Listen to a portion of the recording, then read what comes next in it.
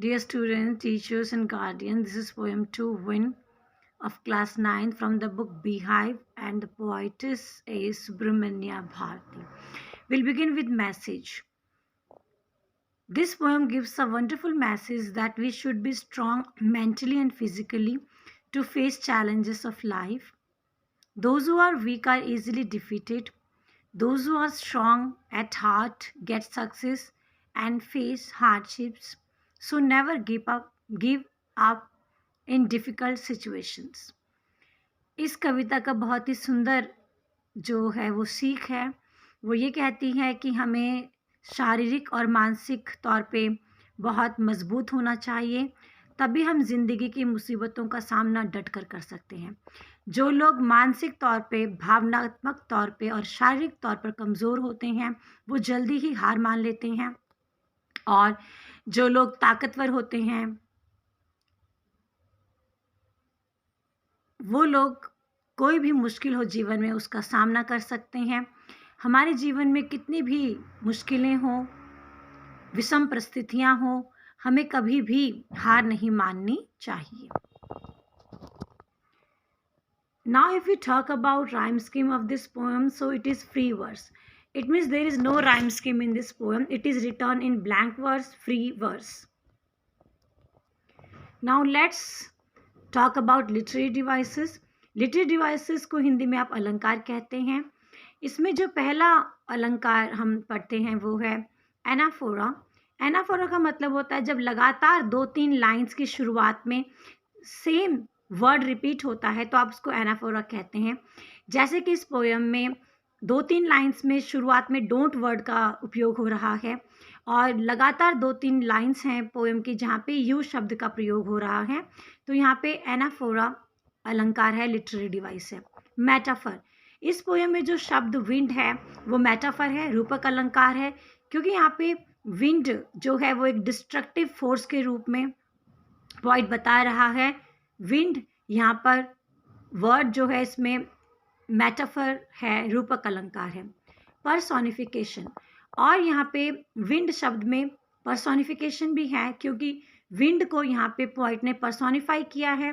Wind एक non living thing है, उसको मानवीय गुण दे रखे हैं, जैसे कि पॉइंट कहता है विंड कम्स सॉफ्टली, तो यहाँ पे इस लाइन में पर्सोनिफिकेशन है। मानवीय कर्ण अलंकार, रेपिटेशन वो होता है जब किसी पोयम में कोई शब्द, कोई वाक्यांश या कोई वाक्य को हम रिपीट करते हैं तो वहाँ पे रेपिटेशन होता है। इस पोयम में जो क्रम्बलिंग वर्ड है वो रिपीट हो रहा है काफ़ी बार, यह बताने के लिए कि जो विंड है ये बहुत ज़्यादा डिस्ट्रॉयर है, विनाश कर देती है उन चीज़ों का जो कमज़ोर होती हैं। तो क्रम्बलिंग जो शब्द है इसमें रेपिटेशन है। पुनरुक्ति प्रकाश अलंकार इसको हिंदी में कहते हैं। ऑलिट्रेशन का मतलब होता है जब व्यंजन, जिसको इंग्लिश में आप कंसोनेंट कहते हैं, वो रिपीट होता है तो आपका ऑलिट्रेशन बनता है। जैसे कि विंड, विनोस, इसमें डब्लू जो लेटर है वो आपका रिपीट हो रहा है। Next literary device which is mentioned in this poem is symbolism. Symbolism होता है जब कोई वर्ड किसी और चीज़ को रिप्रेजेंट कर रहा है तो हम वहाँ पे सिंबॉलिज्म कहते हैं। जैसे यहाँ पे जो विंड शब्द है वो विंड को नहीं दर्शा रहा है, वो जीवन की कठिनाइयों का द्योतक है, जीवन की कठिनाइयों का परिचायक है, इसीलिए हम यहाँ पे सिंबॉलिज्म शब्द जो है वो वर्ड में विंड शब्द में देख रहे हैं। Now let's discuss textual question answer, जो कि पहला क्वेश्चन आपका है, विंड जो है वो शुरू के स्टैंजा में क्या क्या काम कर रही है। फर्स्ट स्टैंजा में जो विंड है वो विंडोज़ को हिला रही है, इतनी ज़ोर से विंड आ रही है कि खिड़कियां के दरवाजे बज रहे हैं। जो पेपर्स रखे हुए हैं वो स्कैटर मतलब ज़मीन में फैल रहे हैं, और जो स्लैब में किताबें हैं वो किताबें, विंड इतनी तेज़ चल रही है कि उनकी वजह से किताबें नीचे गिर रही हैं, और इसके साथ साथ जो विंड है वो बुक्स के पेजेस को भी फाड़ रही हैं। थर्ड क्वेश्चन है, व्हाट डज द पोइट से द विंड गॉड विनोज। यहाँ पे विनोज, यहाँ पे जो पोइट है वो क्या कहना चाहता है, यहाँ पे जो पोइट्रेस है वो कहना चाहती है कि जो विंड गॉड है, जो पवन हवा है, या जो कि पवन हवा जिसको कि हम गॉड मानते हैं, वो एक डिस्ट्रॉयर नहीं है, केवल वो चीज़ों को विनाश ही नहीं करती हैं, लेकिन वो हमें बहुत ज़्यादा मदद भी करते हैं। जिस प्रकार के किसानों को आपने देखा है, हवा की मदद से वो धान से उसके भूसे को सेपरेट करते हैं। Winnowing is a process in which we remove chaff from grains with the help of wind। तो विंड यहाँ पे पॉइंट हमें कह रहा है वो विनाशक ही नहीं है, वो हमारे लिए एक बहुत ज़्यादा लाभदायक भी है।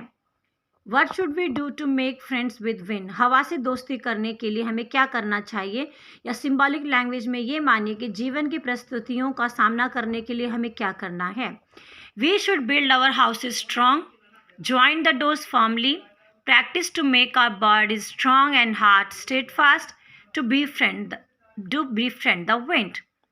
तो हमें विंड से दोस्ती करने के लिए हमें अपने घरों को मजबूत रखना है, दरवाज़ों को मजबूत रखना है, और जब हवा चले और हम बाहर क्षेत्र में हैं तो अपने बॉडी को भी इतना मजबूत रखें कि हवा हमें ना अपने वेग के साथ बाहर लेके जाए।